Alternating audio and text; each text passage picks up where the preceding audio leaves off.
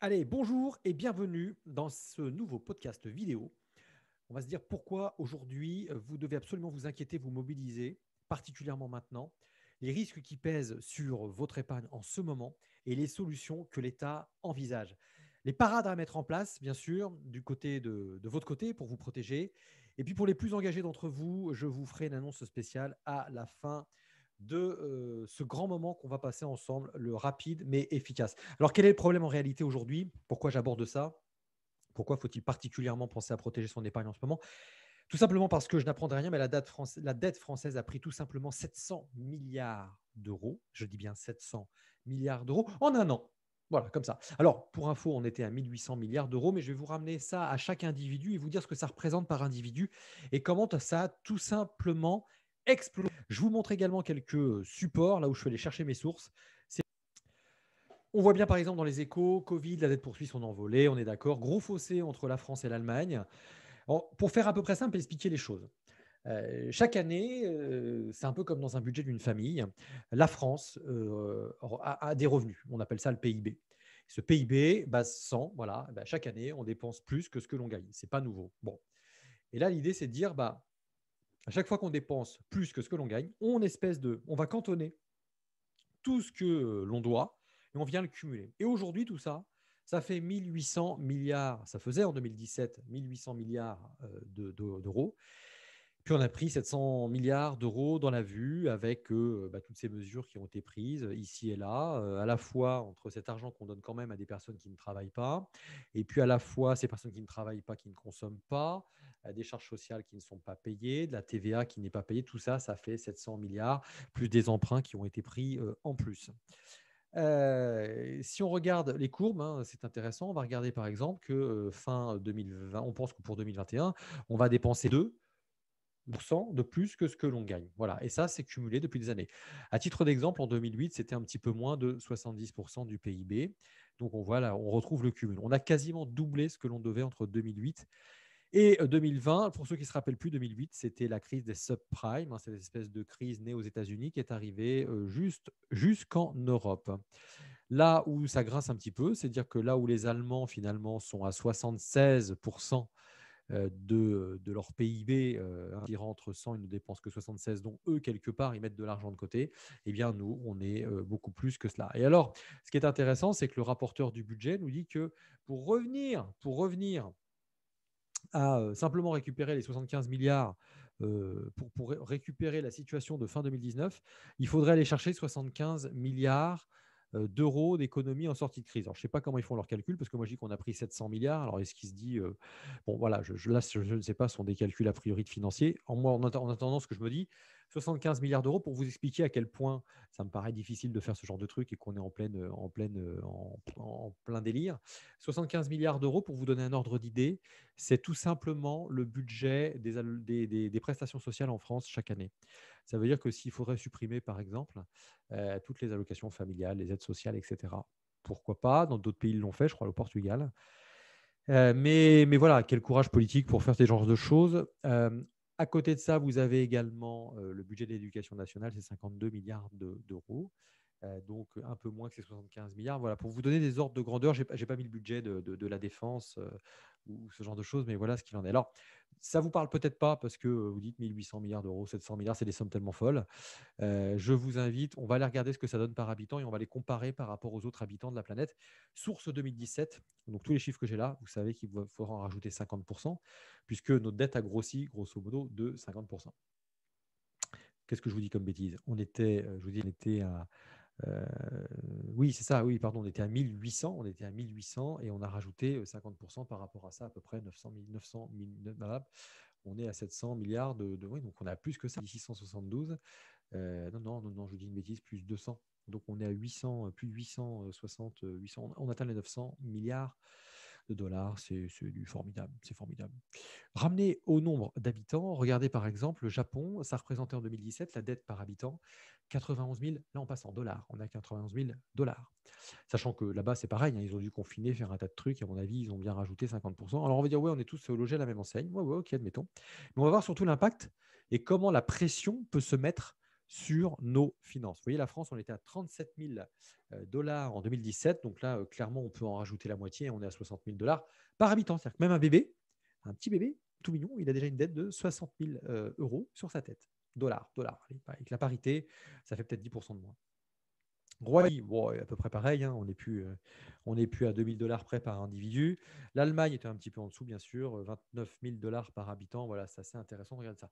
Source 2017, vous y rajoutez 50% et vous savez où est-ce qu'on a mis les pieds. Alors, quels sont les risques pour notre épargne? Tout le monde se met à penser de ce qui pourrait arriver. On va parler de ce qui est déjà arrivé, pardon.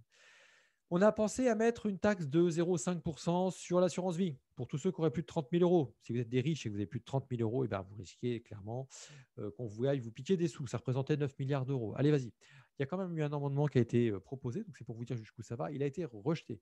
Un impôt sur la fortune aussi, mais le mieux qui a été proposé. Mais la suggestion du Fonds monétaire international se dit, bah, tiens, une taxe de 10% sur tous les ménages qui ont une épargne nette positive. Tu as 100 000 euros, prends 10 000. Point.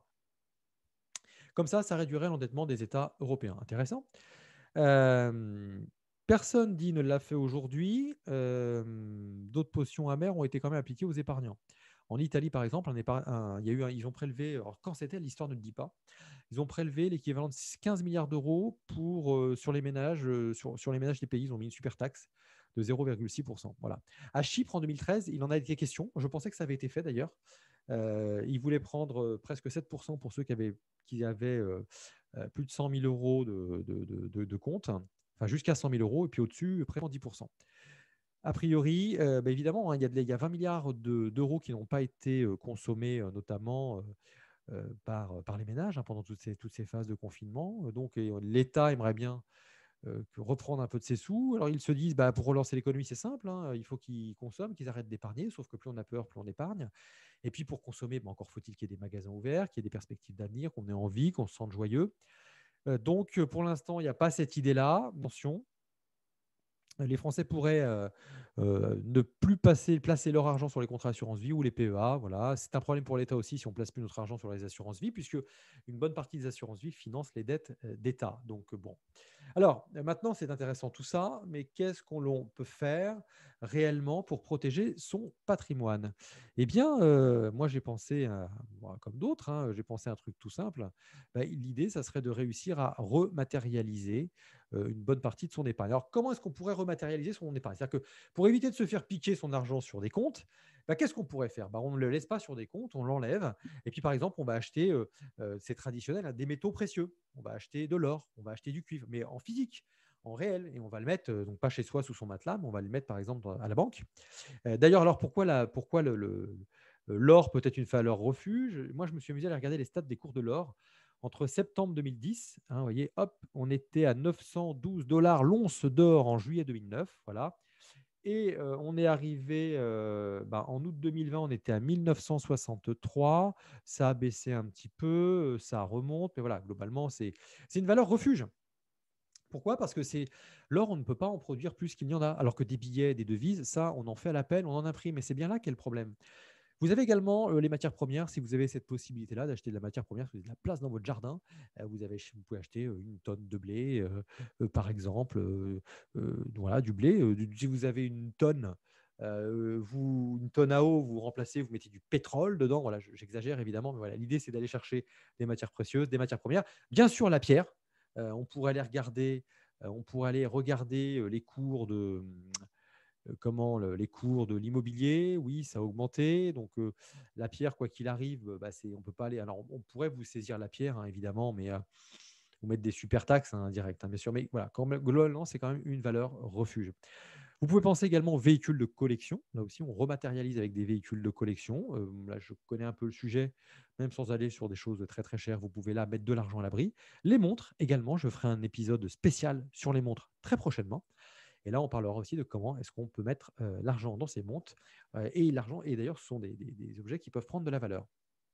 Alors maintenant, quelle solution pour vous, hein, très concrètement? Qu'est-ce que vous pouvez faire avant de vous jeter sur une des solutions que je vous ai évoquées? Les gens font souvent l'erreur de se jeter sur des moyens. Au lieu de penser en amont objectif. C'est un peu comme dans une entreprise, ou c'est un peu tiens, comme dans le monde de la médecine. Il n'y a pas un médecin qui se dirait, bon allez tiens, on m'a parlé d'un médicament qui est génial là, pour traiter la tachycardie par exemple. Bon bah je vais, allez hop, on le prend. Non, déjà, est-ce que j'ai mal au cœur? Tu vois? Le premier truc, donc première des choses, faire une photographie de la situation. Faites une photographie de la situation. 2, écrivez vos objectifs. Qu'est-ce que vous voulez faire réellement? Est-ce que vous voulez constituer un capital? Est-ce que vous voulez dégager des revenus? Si vous voulez dégager des revenus, c'est combien? C'est pour quand? C'est pour quoi? En 2 mots. Même chose pour du capital. Si vous voulez mettre sauver du capital ou investir de la pierre, encore une fois, c'est pour quoi? C'est pour qui?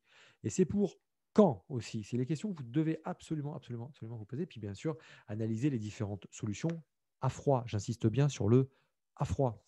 Je vous rappelle cette maxime, quoi qu'on fasse, c'est comme en bourse, on achète au son du canon, en clair quand les cours s'affolent complètement et que tout se casse la figure, et on vend au son du violon. Sauf que dans la réalité, on a plutôt tendance à faire l'inverse. Qu'est-ce que je vous avais dit? Si vous êtes encore moi là à écouter cette vidéo podcast, je vous invite à me poser vos questions, à me faire part de vos réactions, que ce soit au travers des commentaires ou que ce soit par email. Vous avez mon email qui s'affiche tout en haut à droite pour ceux qui regardent la version vidéo.